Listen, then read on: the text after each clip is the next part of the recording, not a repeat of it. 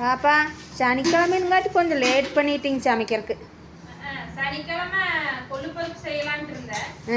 இவங்க நேற்று தான் முந்தானேத்து செஞ்சாங்கன்னா அப்புறம் கொள்ளுப்பருப்பும் இல்லை. அதனால வந்து காயத்ரி மேடம் தட்டப்பை போட்டு தள்ளிட்டாங்க. நமக்கு இந்த விஷயம் தெரியவே இல்லை. வாரு சனிக்கிழமை கொள்ளுப்பருப்பு கடையோங்கிறது எனக்கே தெரியாது.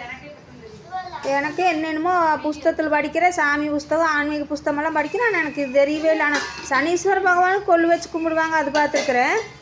ஆனால் சனிக்கிழமை கடையோங்கிறது தெரியாது. அப்புறம் பாவக்காய் வந்து வெள்ளிக்கிழமை அன்னைக்கு செய்யவே கூடாதுங்கிறாங்க நண்பர்களே. இன்னும் உறவு கசந்து போயிருங்கிறாங்க.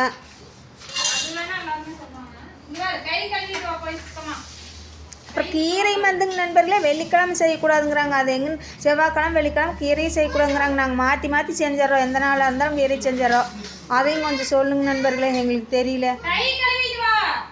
ஏன்னா இப்படித்தான் நான் சமைக்கணும்னு தெரிஞ்சு அதுபடி நாங்கள் செஞ்சுக்கிறோம். ஆமாங்க.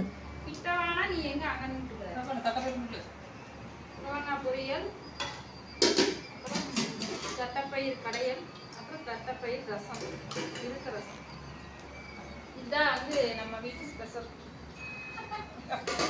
ஏன் இப்படி வளைஞ்சிட்டு? நீ தான் அன்னைக்கு அண்ணா வீட்டு எடுக்கிறேன்னு திட்டுனீங்க, அப்புறம் அதுக்கு தான் இப்படி வளையிறேன். ஓகே ஃப்ரெண்ட்ஸ், வாங்க சாப்பிடலாம். சனிக்கிழமை ஸ்பெஷல் இதுதான். Saturday special. நாளைக்கு எங்கள் குலதெய்வ நோம்பிங்க நண்பர்களே. அனைவரும் வந்துருங்க. செவியூர்லேருந்து குழந்தையானந்த மூர்த்திங்க. பஸ் ஸ்டாப்ல இறங்கினா அங்கேயே கோவில் பக்கத்தில் இருக்கிற நண்பர்களே கண்டிப்பாக வாங்க நண்பர்களே. சிறப்பாக தரிசி. ஆமாம், வந்து சாமி கும்பிட்டு அன்னதானம் சாப்பிட்டு கிளம்பலாம். எங்களுக்கு வந்து வருஷத்தில் ஒரு நாள் அந்த அன்னைக்கு ரொம்ப சந்தோஷமாக நாங்கள் காலையிலேருந்து அங்கே தான் இருப்போம்.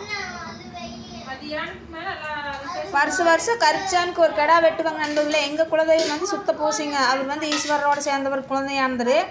அந்த கருப்புசாமிக்கு காவல் தெய்வத்துக்கு மட்டும் வெட்டிகிட்டு இருந்தேன். இந்த வருஷம் எங்கள் உள்ளூரில் கருப்பராயன் சாட்டிக்கிறதுனால எதுவுமே சாப்பிடக்கூடாதுன்ட்டு அதையவே ஒத்தி வச்சிட்டோம்.